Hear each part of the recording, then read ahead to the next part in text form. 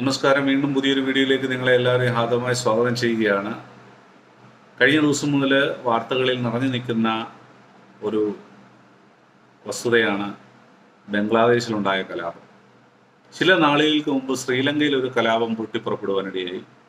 അവിടെയുള്ള ജനങ്ങളെല്ലാം കൊട്ടാരത്തിലേക്ക് ഇരച്ചു കയറുകയും അങ്ങനെ അവിടുത്തെ രാജാവിന് അവിടെ നിന്ന് പലായനം ചെയ്യുകയും ചെയ്യേണ്ടുന്ന സാഹചര്യങ്ങളൊക്കെ ഉണ്ടായത് നമുക്കറിയാം. അതൊരു വിലക്കയറ്റ നിമിത്തമാണ് അവിടെ അത് സംഭവിച്ചതെങ്കിൽ ബംഗ്ലാദേശിൽ അങ്ങനെയല്ല. ബംഗ്ലാദേശിൽ അവിടുത്തെ പ്രധാനമന്ത്രിയായ ഷെയ്ഖ് ഹസീനയ്ക്ക് ആ സ്ഥാനം നഷ്ടപ്പെടുകയും അവരവിടുന്ന് പലായനം ചെയ്യേണ്ടുന്നൊരു സാഹചര്യം ഉണ്ടായി. അവർ ഇന്ത്യയിൽ താൽക്കാലികമായി അഭയം പ്രാപിച്ചിരിക്കുന്ന മറ്റു രാജ്യങ്ങളൊന്നും തന്നെ അവർക്ക് അഭയം നൽകുവാൻ ഇതുവരെയും തയ്യാറായിട്ടില്ല. സംഭരണ വിഷയത്തിൽ വിദ്യാർത്ഥികളുമായിട്ടുള്ള നിസ്സഹകരണ സമരമാണ് കലാപമായി അത് പിന്നീട് രൂപപ്പെടുവാനായിട്ട് ഇടയായി തീർന്നത്. പ്രക്ഷോഭകാരികളെല്ലാവരും കൂടെ പ്രധാനമന്ത്രിയുടെ വസതിയിൽ വളയുകയും അതിനകത്ത് കയറുകയും അങ്ങനെ ഒരു വല്ലാത്ത പ്രക്ഷോഭ അന്തരീക്ഷം അവിടെ സൃഷ്ടിക്കുകയും ചെയ്തതാണ് നമുക്ക് കാണാനായിട്ട് കഴിയുന്നത്.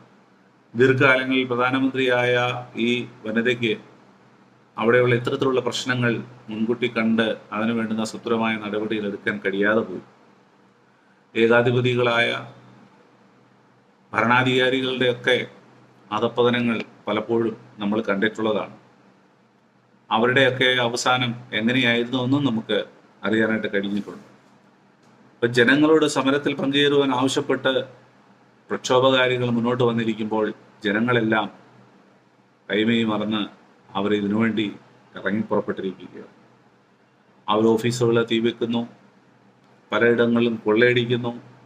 അങ്ങനെ വല്ലാത്തൊരു അന്തരീക്ഷത്തിൽ അവിടെ നിൽക്കള്ളിയില്ലാതെ പ്രധാനമന്ത്രി അവിടെ നിന്ന് പലായനം ചെയ്യുന്നൊരു സാഹചര്യമാണ് ഉണ്ടായത്. ഈ ഒരു പ്രത്യേക സാഹചര്യത്തിൽ ഇന്ത്യ ബംഗ്ലാ അതിർത്തിയിൽ കനത്ത സുരക്ഷയുണ്ട്. അതിലൂടെ കടന്നു പോകുന്നവരെയൊക്കെ നിയന്ത്രിക്കുന്നുണ്ട്. അപ്പോൾ ഇത്തരത്തിലുള്ള കാര്യങ്ങൾ അവിടെ സംഭവിച്ചുകൊണ്ടിരിക്കുകയാണ്. വാസ്തവത്തിൽ എന്താണ് പലപ്പോഴും രാജ്യങ്ങളിൽ സംഭവിച്ചുകൊണ്ടിരിക്കുന്നത്? ജനങ്ങളെ മനസ്സിലാക്കുവാനോ ജനങ്ങളെ ചേർത്ത് നിർത്തുവാനോ പലപ്പോഴും പല നേതാക്കന്മാർക്കും കഴിയാതെ പോകും. രാഷ്ട്രീയത്തിൽ ഇത്തരത്തിലുള്ള കാര്യങ്ങൾ നമ്മൾ പലയിടങ്ങളിലും തുടരെയായിട്ട് കണ്ടുകൊണ്ടിരിക്കുന്ന കാര്യങ്ങളാണ്. സ്വച്ഛാധിപതികളായ ഭരണാധികാരികൾ തങ്ങൾക്കിഷ്ടമുള്ളതുപോലെ പല കാര്യങ്ങളും ജനങ്ങളെ അടിച്ചേൽപ്പിക്കുന്നു.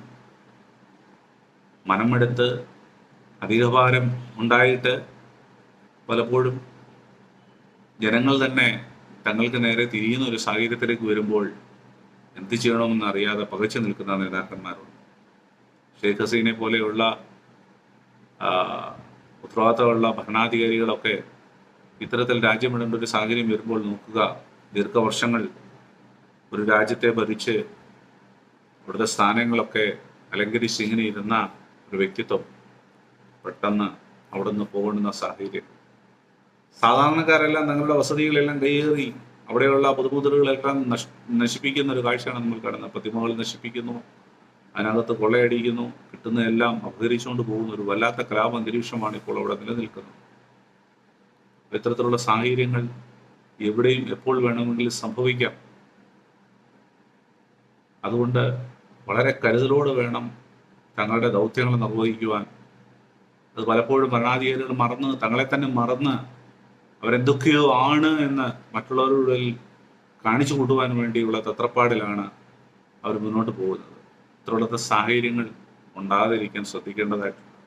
അതിനുള്ള മുൻകരുതലുകൾ എടുക്കണം. ജനങ്ങളുടെ ഹൃദയം തൊട്ടറിയുന്ന നേതാവാകണം. അതിന് സാധിക്കുന്നില്ലെങ്കിൽ അത് വലിയ പരാജയമായി തീരും. അതുകൊണ്ട് തന്നെ ചുറ്റുമുള്ള രാജ്യങ്ങൾ വളരെ ജാഗ്രതയോടെയാണ്, പ്രത്യേകിച്ച് ഇന്ത്യ വളരെ ജാഗ്രതയോടെയാണ് ഈ വിഷയത്തെ നോക്കിക്കാണുന്നത്. കഴിഞ്ഞ ദിവസവും ദേശീയ ഉപദേഷ്ടാവും അതുപോലെ വിദേശകാര്യമന്ത്രിയും ഒക്കെ ചേർന്നുള്ള യോഗങ്ങൾ, സർവകക്ഷി യോഗങ്ങളും ഒക്കെ കഴിഞ്ഞ ദിവസങ്ങളിൽ നടക്കുവാനായിട്ടൊക്കെ ഇടയായി തീർന്നു. അതുകൊണ്ട് വളരെ ഗൗരവത്തോടെയാണ് അവർ ഈ വിഷയങ്ങളെ കാണുന്നതും അതിനുള്ളൊരു പരിഹാരം ആരായുന്നതും.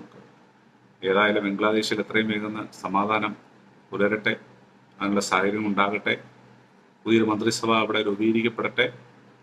പട്ടാളവും അതിന് തയ്യാറായിട്ട് നിൽക്കുകയാണ്. രാജ്യത്തെ ഭരണമേറ്റെടുത്ത് ഇപ്പോൾ ആ നിലയിൽ മുന്നോട്ട് പോകുമ്പോൾ സാഹചര്യങ്ങൾ എത്രയും വേഗം ഒരു ശുഭാന്തരീക്ഷം, ശുഭപര്യവസാനം ഉണ്ടാകുമെന്ന് നമുക്ക് പ്രതീക്ഷിക്കാം.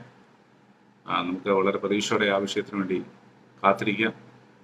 നന്ദി, നമസ്കാരം.